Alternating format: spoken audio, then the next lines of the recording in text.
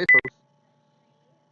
A week later, this is my second weekly update, third episode on YouTube.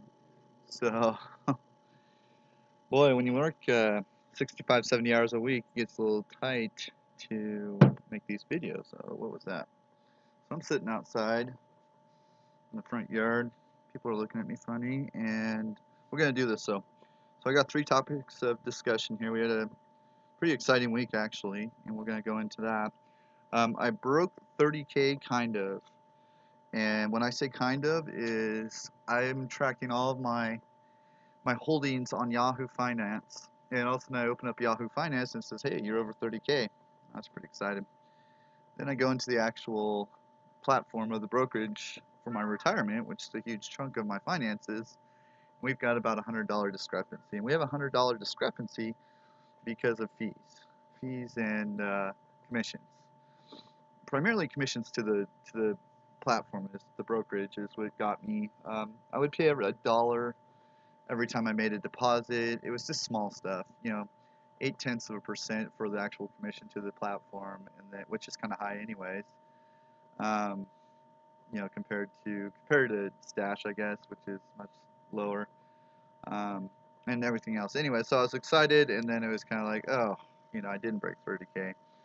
But I'll be above 30K this week, pending the market doesn't do a huge dip or anything. And if it does, no big deal, because I'm in it for the long haul. I'm gonna get back to the fees. Good learning lesson this week would be the fees and commissions, and just watching all the videos and reading books and stuff. I came across. I've always known about the rule of 72. It's basically, here's your it's a factor, and you use the divisor. You use the formula to figure out how often you can double your money. My goal is always every 7 years, I want to be able to double my initial investment. But where that breaks in your factor is your interest. The main factor in the rule of 72 is the rate of return you're getting, which is your interest rate. So I need to make minimum 8%. To get what I want. And I think that's, gosh, I can't remember my calculations, but I think it's every 7 years or so. That's going to double my money. And I can be wrong. But so I got to, going back to the stocks and fees, if I've got the brokerage taking, the market industry standard is 3%. And this is from Unshakable, Tony Robbins' book. But they're saying that the industry standard is on fees and commissions, so you're going to pay 3%. If I take 3% off that 8%, it's going to take probably 5, 6 more years to double my money in that 7 years. So it's going to be closer to 12. Wow, people are rocking here.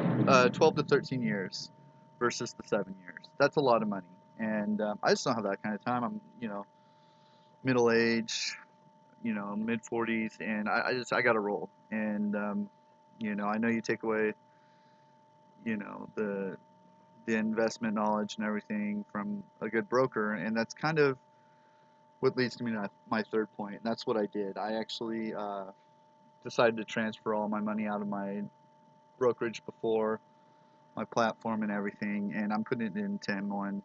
I've got my destiny in my own hands now. I told them, I kind of have a close bond to my previous broker,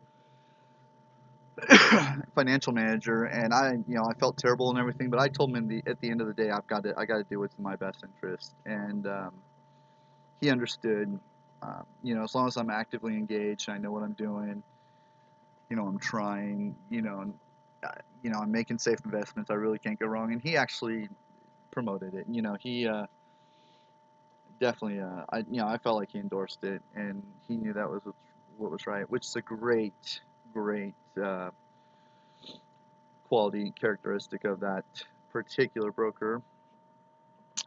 Anyhow, so that's what we're doing. Next week's going to look a lot different once the transfer's complete, and we'll go into what we're looking like, and I'll show you what I ultimately came up with on my retirement. So here we are. See nothing really to shake a stick at. There's a lot of growth here. You can't really see it here. Let's go to this. Can't really see it there either. Same fonts, everything. These are all going to be different. It's going to look different. Allocation will show you a little bit here. No, I guess not on my own slides here. Was it this one?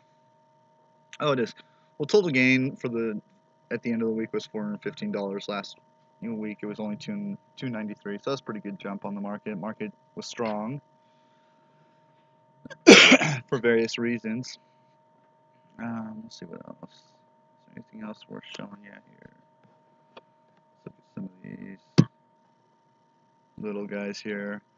I invested in the only thing I actively funded this week was a single stock, and that was.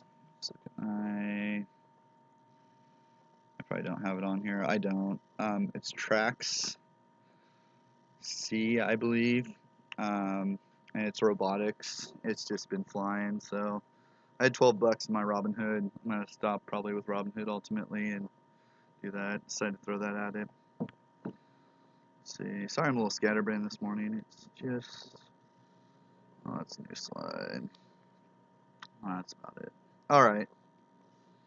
I'm gonna get going. Like I said, the purpose of this video is just to recap everything and track my financial investing progress. All right. Well, thanks for watching, and we'll catch you soon.